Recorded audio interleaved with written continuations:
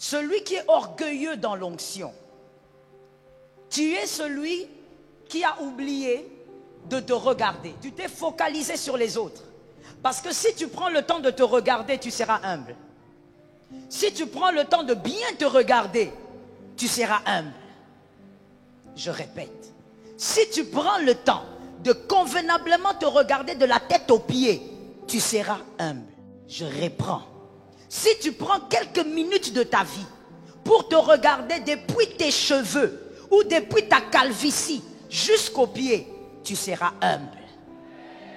Pourquoi? Parce que tu sauras voir que tu as tellement d'incapacités et tu as tellement d'état. Qu'est-ce qui nous maintient des fois dans l'orgueil? C'est lorsque nous nous focalisons sur les autres. Mais qui sont ces autres? Ces gens qui nous font croire qu'on est meilleur. Ces gens qui nous font croire qu'on est spécial. Ces gens qui nous font croire que nous sommes extraordinaires. Ce sont donc ces personnes qui nous maintiennent dans l'orgueil. Je dis à une personne, arrête de regarder les gens et regarde-toi un peu. Donne-moi un amen normal. Donne-moi un autre amen normal. Le fait de rester dans l'orgueil, c'est parce que tu regardes les autres. Tu regardes ces autres qui t'acclament.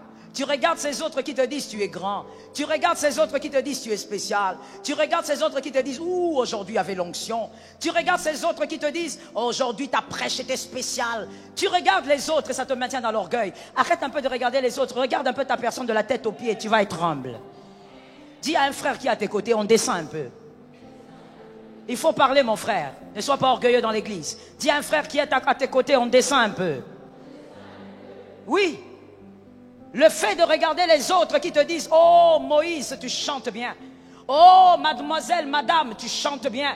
Oh mademoiselle, toi quand tu prends les micros, on est KO dans le prophétique. C'est ça qui te garde dans l'orgueil. Arrête un peu de regarder les hommes qui t'ovationnent. Regarde un peu ta personne et tu vas descendre très bien.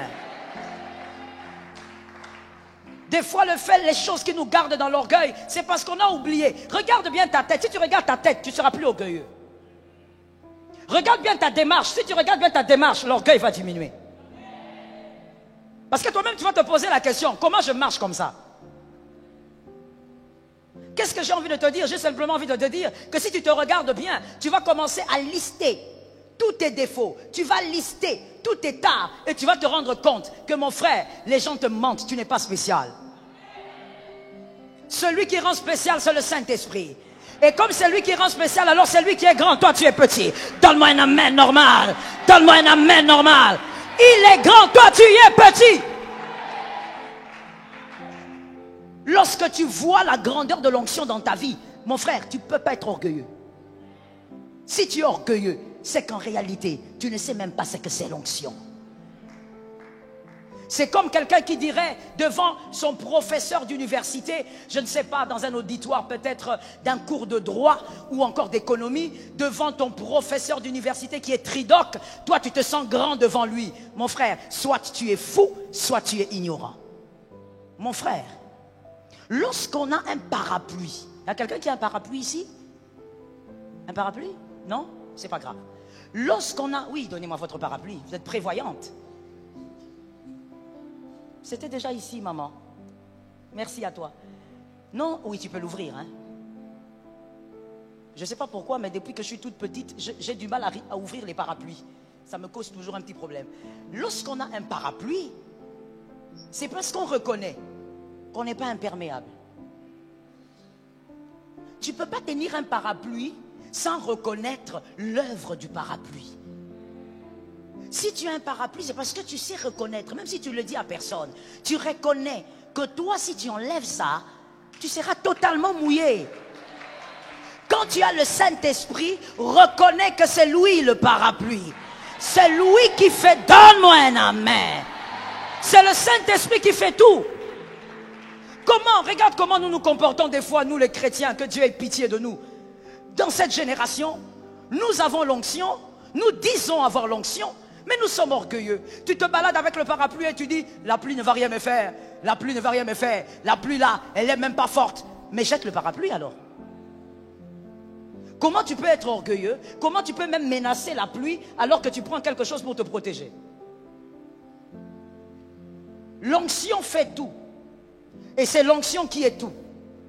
Et lorsqu'on voit la grandeur du parapluie et qu'il pleut dehors, on voit la force de la pluie plutôt, on prend le parapluie et on est humble. On dit parapluie, couvre-moi. Si tu ne me couvres pas, je veux me mouiller, couvre-moi.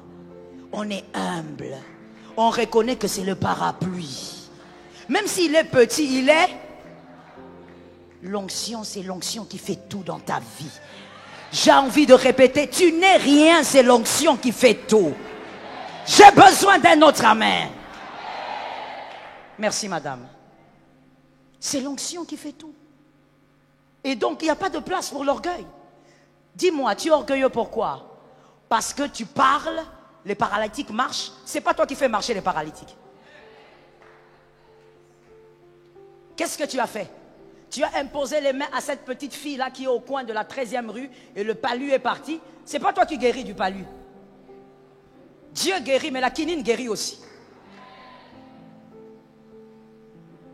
D'ailleurs, je bénis le Seigneur Jésus parce que ce n'est pas moi qui fais le miracle.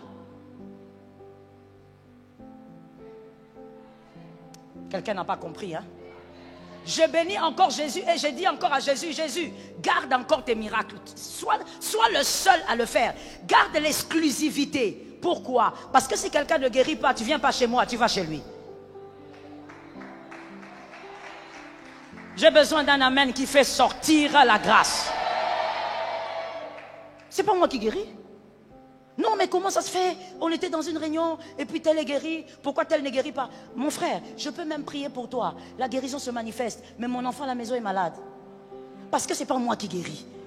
Et donc moi je crois que Dieu nous a même protégés. Quand je dis nous, je parle de quoi? Je ne parle pas que des hommes de Dieu parce que la guérison n'appartient pas qu'aux hommes de Dieu. Voici les miracles qui accompagneront ceux qui auront cru. Est-ce que tu as cru? Est-ce que tu as cru? Est-ce que tu as cru? Est-ce que tu as cru? Et donc, si tu crois en Jésus, même si tu as 12 ans, le miracle de la guérison peut t'accompagner. Et donc moi je crois que quand Jésus garde l'exclusivité de la guérison et des miracles, c'est pour nous protéger. Parce que si quelqu'un un jour n'est pas guéri, il n'a pas à t'arrêter toi, il a arrêté Jésus. Ça n'a rien à voir avec moi. Moi je crois, et la manifestation, c'est le Saint-Esprit. Est-ce que quelqu'un m'entend? Je dis l'orgueil se brise lorsque l'onction de Dieu se manifeste ou encore vit dans un homme. On ne va même pas parler de la manifestation. Lorsque l'onction vit dans un homme, l'orgueil doit se briser. Aujourd'hui, nous sommes dans l'orgueil, même pour les chaises. À s'asseoir là. Tu te sens petit parce qu'on t'a donné une chaise derrière. Parce que c'est la chaise ta valeur. Ta valeur, ce n'est pas la chaise.